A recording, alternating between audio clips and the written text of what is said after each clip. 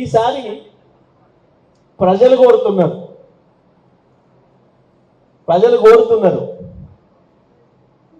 సభ పెట్టాలే కేసీఆర్, మేము పోవాలి సభకు, కాంగ్రెస్ పార్టీ ప్రభుత్వం ఏం చేస్తుందో ఒక్కసారి మొత్తం ప్రపంచానికి చెప్పాలి అని చెప్పి తెలంగాణలో ప్రజలకు కోరుతున్నారు.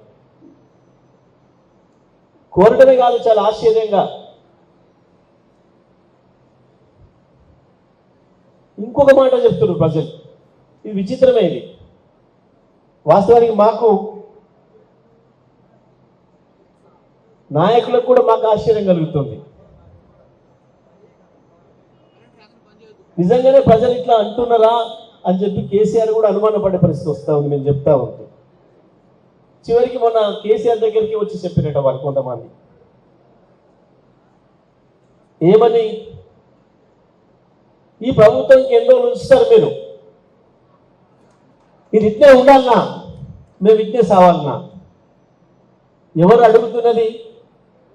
కాంగ్రెస్ పార్టీకి ఓట్లు వేసి గెలిపించిన వాళ్ళే అడుగుతున్నారు ఇవాళ దాన్ని ఊలగొట్టమని. మళ్ళీ ఆ పరిస్థితి వచ్చింది. ఎవరో ఎమ్మెల్యేనో ఇంకొక ఆయన అంటేనే వేరు. అదే 10 రోజులు 4 రోజులు కూడా ఉండబుద్ధి కావట్లేదు అనుకుంటాం. వాస్తవానికి ఒక ప్రజాప్రభుత్వం, ప్రజలు ఎన్నుకున్న ప్రభుత్వాన్ని ఎవడన్నా కూలగొడితే కూడా ప్రజలు ఒప్పుకోరు, ఇష్టపడరు. అది మంచిది కాదు, కరెక్ట్ కాదు, మేము ఎన్నుకున్నాం కదా ఈ ప్రభుత్వాన్ని ఎట్లా పడగొడతారని అంటారు. కానీ ఎక్కడ లేని విధంగా దేశంలో ప్రజలు ఈ ప్రభుత్వాన్ని మార్చేయండి అని.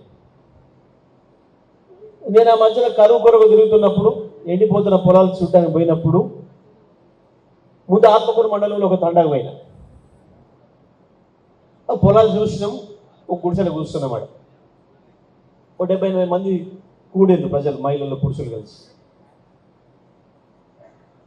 వాళ్ళు మాట్లాడుకుంటే, మరి సారి పోయి మా ఇళ్ళలో కూడా జాన్ వచ్చేది మా తండలా, ప్రతిసారి నిన్ను నీళ్ళు బంద్ చేయమని పంచాయతీ చేసేది నీ మీద మేము, గటువంటిది ఇప్పుడేమో గిట్ల ఎండిపాయ, ఏడాదిలో తిరగబడే మా పరిస్థితి అని అడుగు మాట్లాడుతున్నారు. మాట్లాడితే నేనన్నా, మరి ఏం చేస్తామమ్మా, మన టైం అట్లా వచ్చింది, ప్రజలేపు గట్ల నిర్ణయం తీసుకుంటే మరి ఉన్నదాంతో సంతృప్తి పడక వాడేందో ఇస్తారని ఆశపడి పాపం ఆగమయ్యేది. ప్రజలు కదా నమ్ముతారు ఎవరినైనా, తప్పేం లేదు, మోసం చేసిన తప్పైతే కానీ పోయిన వాళ్ళు తప్పెట్లయితుంది. మరి ఓపిక పట్టాలే, మెడకు పడ్డ పాము కరొక మానదు సామెత్యం ఉండి తెచ్చి మెడలు వేసుకుంటే పాముని తెచ్చి ఓపిక పట్టాలి అని అన్నా. అంటే ఎప్పటిదాకా పడతారు సార్ అన్నాడు. ఇక 3.5 ఏళ్ళు ఉంటుందమ్మా, కళ్ళు మూసి తెచ్చేసరికి అయిపోతుంది ఏంది అన్న. ఏంది 3.5 ఏళ్ళ? 3.5 ఏళ్ళు నాకు అట్నే ఉండనిస్తారా? ఆడ అట్నే ఉంటే అందరూ ఏం కావాలో చచ్చిపోరు. గమ్మతిగా మాట్లాడింది ఆమె, ఒక మహిళ, సాధారణమైన గిరిజన మహిళ. నేను ఏం చెప్తాను, నేను నవ్వి మరి ఏం లేదమ్మా, మా చేతిలో మార్గం లేదు అంటే, మరి చెప్పరాదు కేసీఆర్ సార్కి ఏమైనా ఉపాయం లేదా? తెలంగాణ తెచ్చే ఉపాయం తెలిసి కేసీఆర్, కానీ ప్రభుత్వాన్ని పడగొట్టే ఉపాయం తెలియదు, చేయడటువంటిది కేసీఆర్. కానీ నువ్వు చెప్పినావు కాబట్టి చెప్తాది కేసీఆర్ కానీ చెప్పినా. ఎందుకంటే మరి ప్రజలు చెప్పింది చెప్పాలి, నా బాధ్యత కదా. అందరు పోలేరు కాబట్టి పోయి వాళ్ళు చెప్పినప్పుడు చెప్పాలి నేను. ఆ తర్వాత పెనుబాడు మండలం మీద ఆడ కూడా సేమ్ ఇదే భాష, ఇదే పద్ధతి, ఒక తండాలని ఆమె ఈమె బదులుకున్నట్టే మాట్లాడేది. ఎట్లా సార్ ఇంకా 3.5 ఏళ్ళు అంటే ఎట్లా బతారు ప్రజలు? ఇక మనం ఇటునే నీళ్ళు లేక ఇట్నే సావాలనా అని. సూర్యాపేట పక్కన రాముల తండ్రి ఆడ మన నాయకుడికి కార్యకర్తకి యాక్సిడెంట్ అయితే పోయినా, మన మాజీ సర్పంచ్కి యాక్సిడెంట్ అయింది, పోయిందని. ఆడ కూడా అందరు తండ అందరూ వచ్చారు. సాయంత్రం పూట కూర్చోగానే కరెంటు పోయింది. కూర్చొని కరెంటు పోగానే అది మొదలుపెట్టింది. ఇది ఒక్కసారి పోతుంది బాగానే ఉంది సార్, పోతుంది వస్తుంది, దీంతో మాకు బల్బులు ఎగిరిపోతున్నాయి, మోటార్లు కాలిపోతున్నాయి అని మాట్లాడుతుంటే అందులో ఒక్క ఉండి ఏదో ఇంగ్లీష్ మందిగా సార్ ఇంగ్లీ ఏమన్నా వస్తాయా మన కాడ అన్నది. నేను ఏం చెప్పాలని అనుకుంటున్నా, ఇంకా నా నోటి నుంచి మాట రాలే. పక్కముడు ఉన్నామే ఆ ఇంట్లో పీడి వెళ్ళింది, కొత్త ఇల్లు ఆడిస్తాడు, ఉన్నింట్లో కూల కొడుతున్నాడు వాడు. వాళ్ళ సొంతంగా పెట్టుకుని ఇంట్లో కూల కొడుతున్నాడు వాడు, కొత్త ఇల్లు ఆడిస్తాడు. నా సమాధానం ఆమె చెప్పింది తీరు నేను అనుకున్నాను, నా కష్టం చెప్పింది. ఆ తర్వాత సూర్యాపేటకు వచ్చి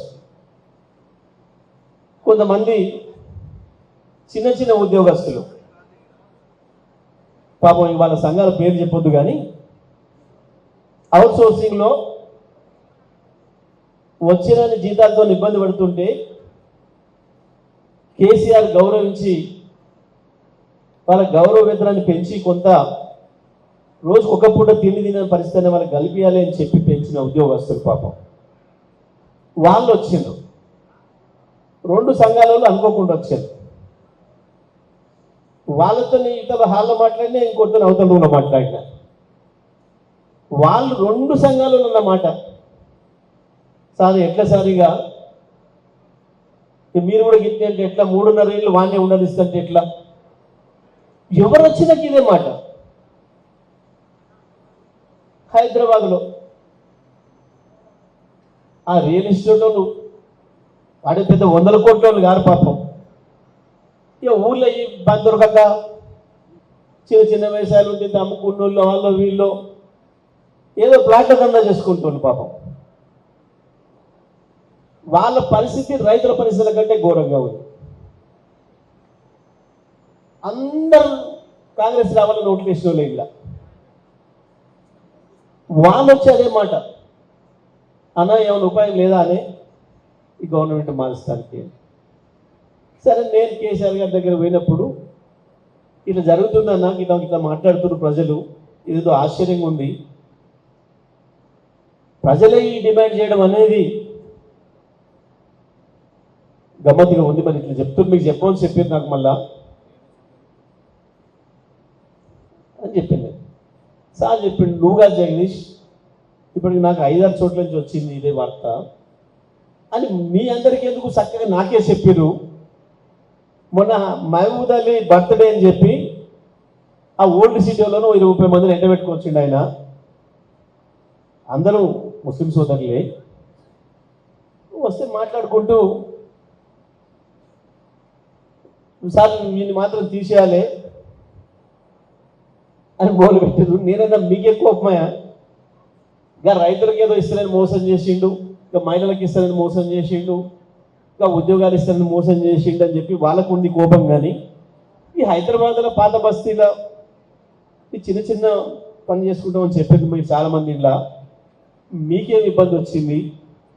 ఎక్కడి సార్ వాళ్ళకాడ పైసలు లేకపోతే మా కాడ ఎక్కడి, ప్రజల కాడ లేకపోతే మా చిన్న దుకాణం నడవాలన్నా ప్రజల కాడ పైసలు ఉంటే నడుస్తుంది. అదే నీ రాజ్యంలో బ్రహ్మాండంగా ప్రజలు జేబుల నిండా పైసలు ఉన్నాయి, ఏది పడితే అది కొనుక్కున్నారు, మాకు దుకాణాలు నడిచినాయి. మాది కూడా 50-20% దుకాణాలు బంద్ అయిపోయినాయి.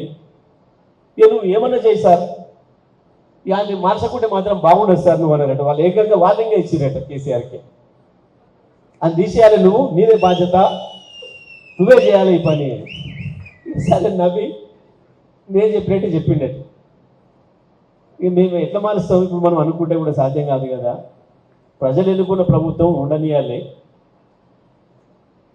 తప్పదు. మరి మనకు ఏం చేస్తాం ఇప్పుడు?